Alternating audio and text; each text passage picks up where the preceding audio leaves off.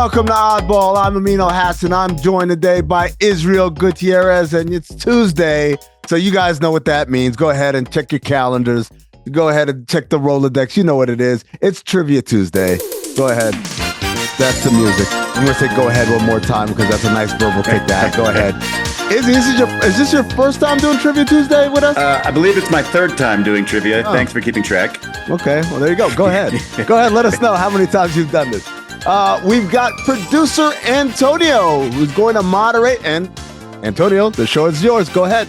Thank you so much. I mean, I understand why you forgot the last time he was on with you, because he did beat you. Don't remember that at all. But yeah, okay. That's new year, new us. I think is the proper phrase. All right. Let's get to the rules here. We have 6 different questions for each contestant. It's trivia, folks. It's whoever gets the most questions right wins. We encourage you to think out loud. If there's a tiebreaker, there will be a subjective tiebreaker question posed by me to break the tie. Do we all remember the rules? Izzy, I'm sure you do. This is your third time doing it.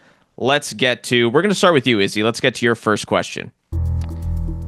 Only one player in NBA history has shot 8 for 8 from 3 or better and had 10 plus assists in the same game, and he did it over our break. Who was that player? Yes. Didn't watch the game. Definitely watched the highlights. There's only one person who could really probably do this in the league, and that's Steph Curry.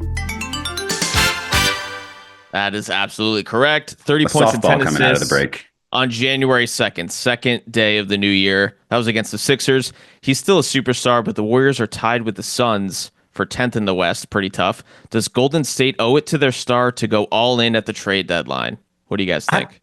I believe that after that 2022 title, that they believe that anything is possible. Because looking back on that one, that is by far the most surprising one, right? The first one, when you look back at it, the regular season probably mirrored what the postseason was like. That team was great. That team in 22, the way they figured that out in the postseason, I still haven't sort of figured that out. And so for them to try to replicate that or believe they can replicate that, absolutely they're going to try to. And they owe it to them, sure.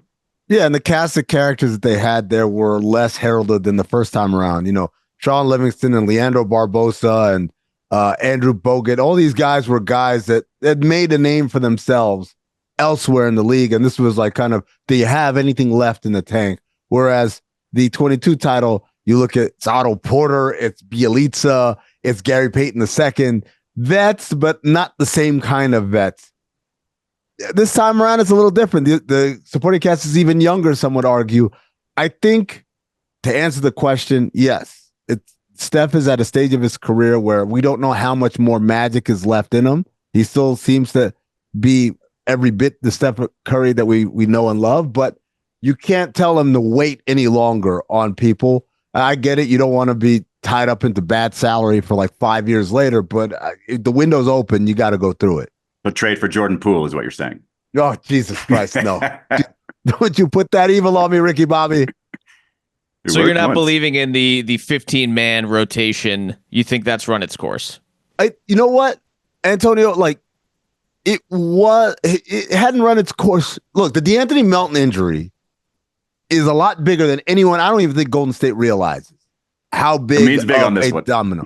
Like I've been huge on it because I thought DeAnthony Melton was the perfect Golden State Warrior in terms of the right amount of experience, the right amount of youth, the defensive capability, and then the offensive fit. And losing him kind of put everything into a shuffle. And now you're depending on people that you don't trust quite as much. And so it's not so much as, this theory doesn't work, this 11-man rotation, whatever it was, so much as we need to make sure people are capable of playing the role we're asking them to do.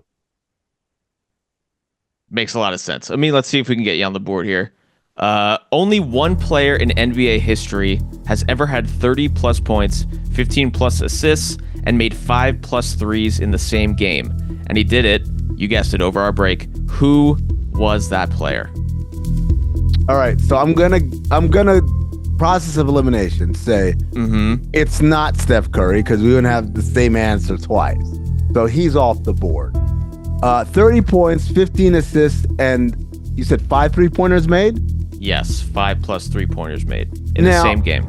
Nikola Jokic is an incredible playmaker. He's an incredible scorer, and he's leading the league in 3-point shooting. But I don't think he would take enough threes to make 5 of them in a game because, again, he's bigger than everybody else. He gets a lot of stuff done on the block. So I'm going to go with the only other answer, the splendor of Steph Curry's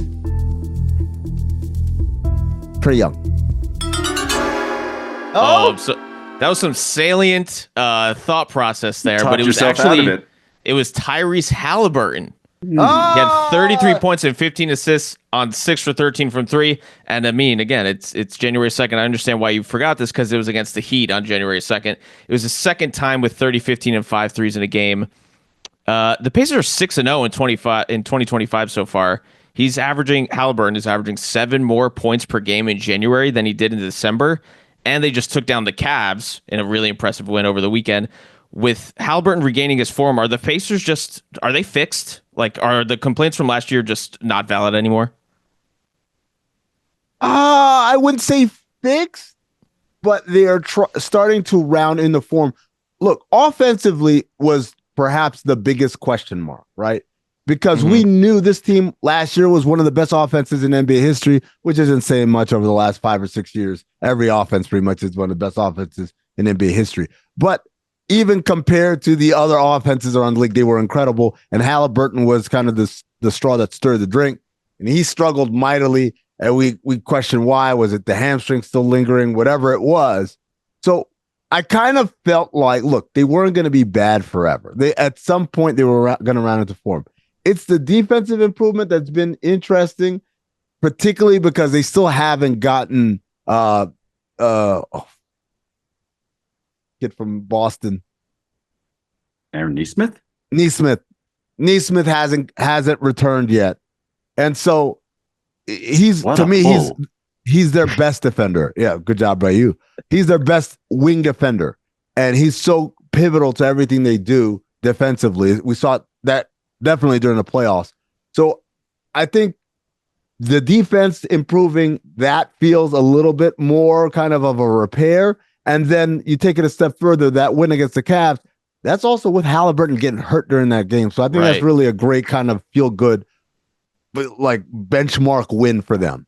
I agree with you totally. Sustainability, I think, is the issue with this team. Can they continue this pace? Can they play the defense that you're saying while still running at this pace? To me, they're fixed if fixed means they can maybe get to a conference finals again, because I still don't have that level of faith as Pascal Siakam as your number one, hey, go get me some buckets guy. So I think, I've heard some rumors, or you hear things about Obi Toppin. Maybe they look to move him and try to just get a little bit more sort of scoring depth on that team. But I mean, I think right now, the way Haliburton's playing, it reminds you of what they looked like, getting there last year.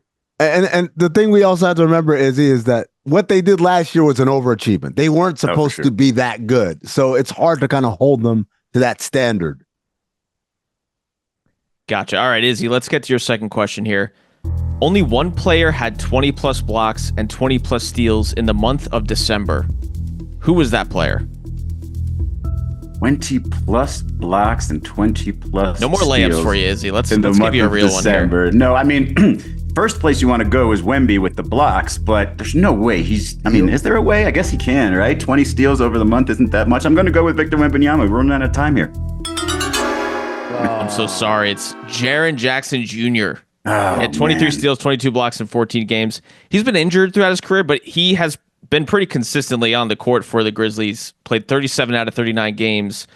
What does his consistency mean for the Grizzlies? I know that the Grizzlies are always the team that everyone's saying, oh, let's watch out for the Grizzlies. They're maintaining their spot at the top of the West.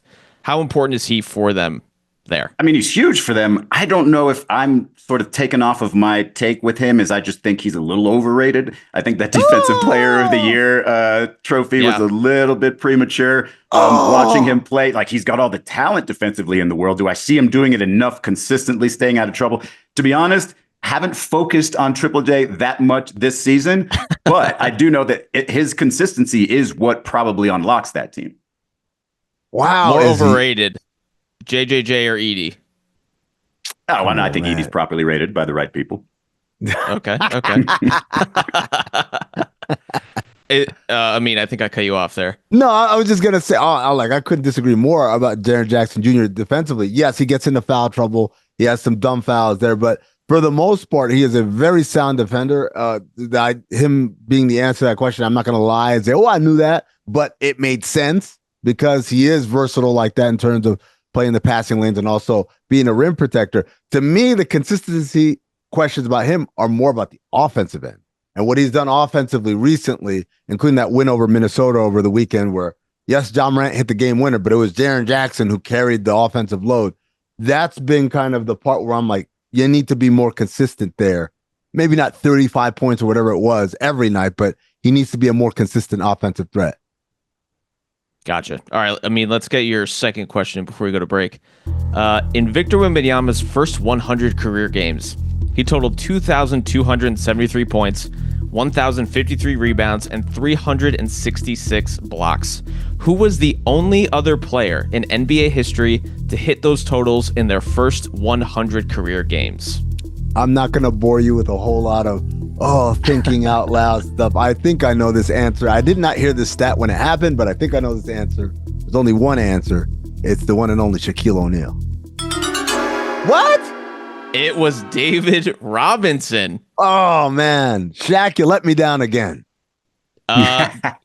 Folks, Luka's missing time here. I think he's officially ineligible for all NBA teams. Yes. Could Wemby be the first team all NBA in his second season? Ooh.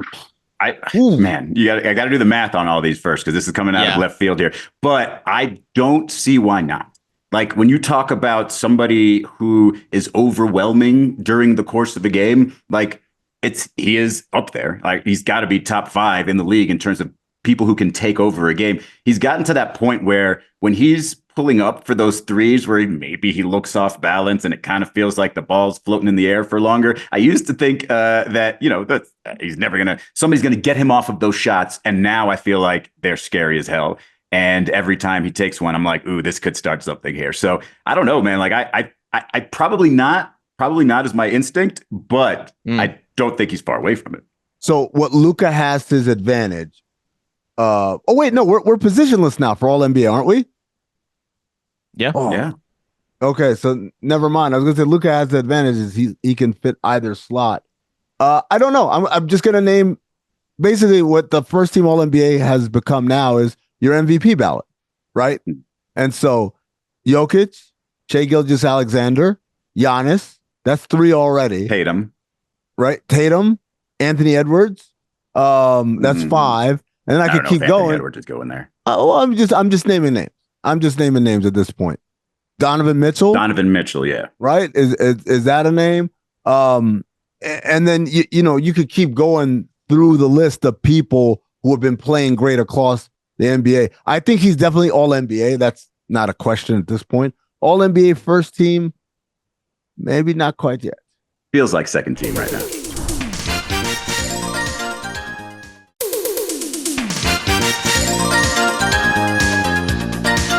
Welcome back to Trivia. Welcome back to Reeve Resort. We are halfway through our game of trivia right now. The score is 1-0. Izzy, it's time for your third question here, and it's a fill in the blank. Finish the quote and tell us who said it. All right. The quote is farm raised, non-GMO, organic, free range. Blank, blank. Wow. You got to finish the quote and tell you who said it? What was I doing no softballs this break? Anymore. All right. Jeez, that's more than not a softball. That's a all right. Seriously, this is a deep cut. We'll see. We'll see what you come up with. If it's 2 points, I don't know. The magical person in charge of the points might be generous. Can I get the quote one more time? Absolutely. It's quote, farm raised, non-GMO, organic, free range. Blank, blank. Okay. Can I go with the person first? Absolutely. And it'll probably end it right there, right? Because I can't finish the quote if I get the person wrong. If you was give it Anthony the person, Edwards? that was my guess. If you want to try the words, go for it. Oh, man. Give it to me one more time and I'll finish it for you. Quote, farm raised, non-GMO, organic, free range, We'll give you one of the words. How about? All right. Blank basketball. Organic. They already said organic. They got to double down on organic. Can I guess the word? You can guess. Go ahead. I mean, is it good basketball? No, it's ethical basketball. Ethical. Was it Steve Kerr? Basketball. It was Jared Allen. It was a clip that went viral a couple days ago. So he mentioned ethical basketball, and his response was, it's asked what does it mean? And he said it's farm raised. It's not GMO. It's organic. Let me just say real quick. Jared Allen is one of the best interviews that I don't think people know is a great interview. Everyone knows Anthony Edwards is a great interview. Jared Allen routinely gives great answers to questions in funny and interesting ways. I've interviewed him a couple of times on NBA radio, and every time I'm like, why don't we always have this guy on? What does ethical basketball mean to you guys? I mean, we've talked about it before, but yeah, it's funny because I do think that that Atkinson is somebody that really preaches this. Like he's a culture, do the right thing type of guy. And so when you hear Jared Allen just repeating that, it's comforting to know that they are listening to this man, they are respecting him, and the results are there. It basically just means move the ball, play hard, keep to your defensive principles, trust them, and trust your teammates. Like to me, that's what that is. Because if you're doing a bunch of, unethical one-on-ones, that's not the same. That's a lot of GMO there. I go back to Larry Brown, and he used to say this all the way: play the right way. We all know what that means, right? When you're doing something that's not the right way, whether you're jacking up a shot or you're dribbling the air out of the ball, whether you're not in help, not paying attention, not helping your teammates defensively, whether you're not doing the little things the right way, right? As a parent of a kid who's playing high school basketball now, it's just drilling over and over again, doing things the right way, regardless of what the score is, regardless of what your teammates are doing, regardless of what the opponent is doing. You play the right way. It feels like you're talking about me in this trivia contest because I'm not going to lie. I did not spend a lot of time on social during the break and really focusing on this stuff. And I missed this beautiful quote from Jared Allen, and I'm very ashamed of myself. The NBA subreddit full of nuggets like this. You playing basketball, Izzy. I'm talking about your game. Amin, let's get you on the board here. All right. It's another fill in the blank. Go ahead. Finish the quote and tell us who said it. I might swerve, bend the corner, blank. Whoa. Jello Bonus Ball. points for the next verse. No, we're not doing that. Jello Ball. Jello Ball, who, by the way, just saw a story. John LeBain and the guys on the Breakfast Club said he's been offered an $8 million deal by Def Jam. And I'm just thinking to myself, that's a lot of money for one song. But it's good. Isn't it good? It's a good song. It's a lot of money for one song that's already out. It's really good.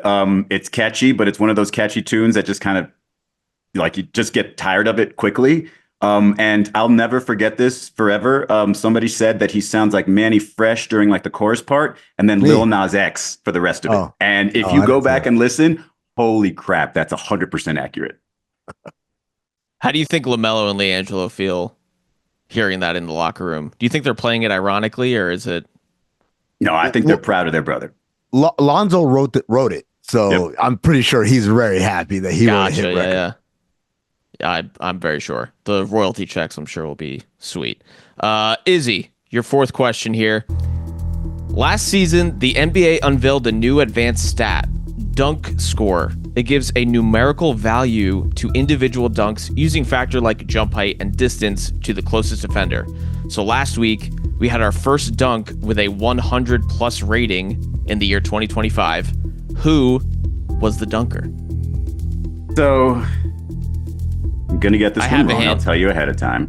Oh, I get a hint, please. Yeah, we'll give you a hint. He's a two-time All-Star and has made one All-NBA second team. So it's not LeBron.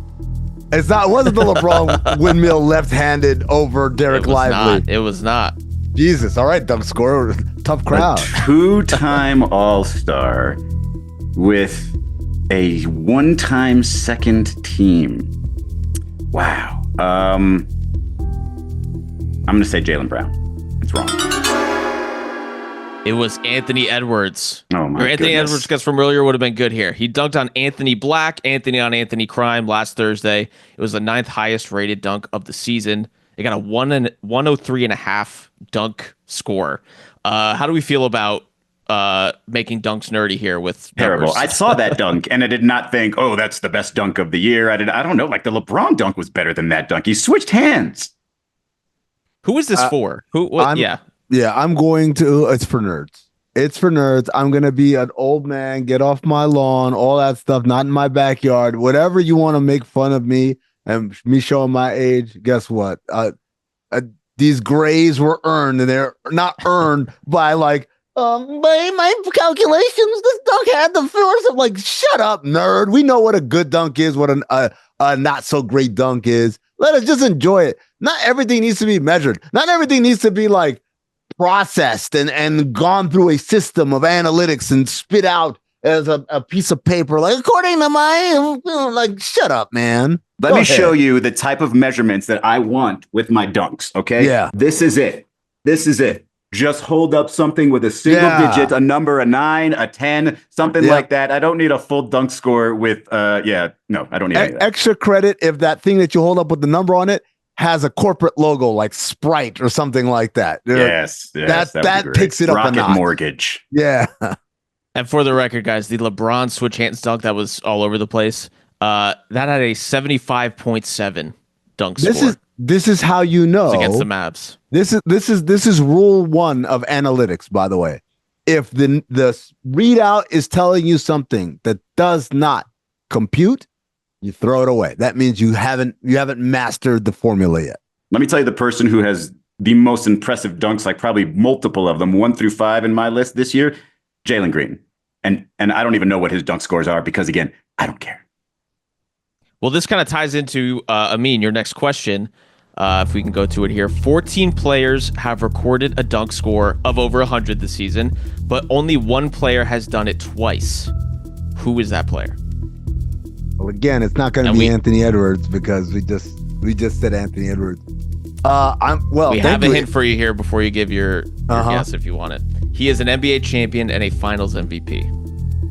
That's a huge hint, man. Damn. Come on, somebody's getting some softballs. Yeah, that one. Nice for a change. Okay, so just going backwards, I'm naming names here. Jaylen Brown was a Finals MVP. He's very high on my list.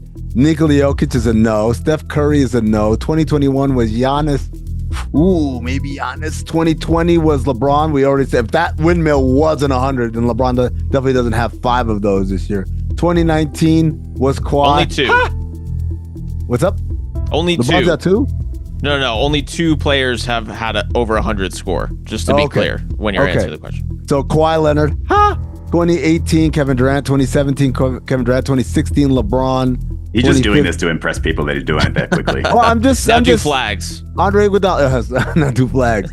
I'm gonna go with Jaylen Brown. It's Jaylen Brown or Giannis. I'm gonna go with Jaylen Brown. That's correct. He has the 3rd and 14th highest rated dunks on the year. By the way, Tatum has 0 dunks with a score of over 100. Is this just more in the well of it's Brown's team over Tatum? I think it's more in the well of how they want to score. I think Jason Tatum is more of a stay on the perimeter, maybe an occasional push off on the drive, and then I'm going to shoot a jumper. I'm not going wasting my knees and just trying to dunk on everybody. Jaylen Brown is just more of an attack mode in general. I'll tell you what, he had a nasty dunk Monday night after missing a layup. He missed a layup, a very soft kind of little finger roll, caught his own rebound, and just went up 2-hand dunk it. I don't know if I agree with Izzy, exactly what Izzy said. I'll add on to it. I bet you Brandon Jennings thinks that's why. Did you hear this? Yes. The softest superstar in the history of the Celtics. First of all, terrible insult. And then for Jason Tatum, of all things, to lean into this one and be like, nobody would have remembered Brandon Jennings said anything if you didn't just sort of lean into it and put it on your Instagram. Him and Missoula. I wouldn't have known if it weren't for them bringing it up. Folks, we're out of time, so that's the game. Amin, way to redeem your loss to Izzy from last time that we totally forgot about. Blow it out, as Emmett Smith would say. That's it for Trivia Tuesday, y'all.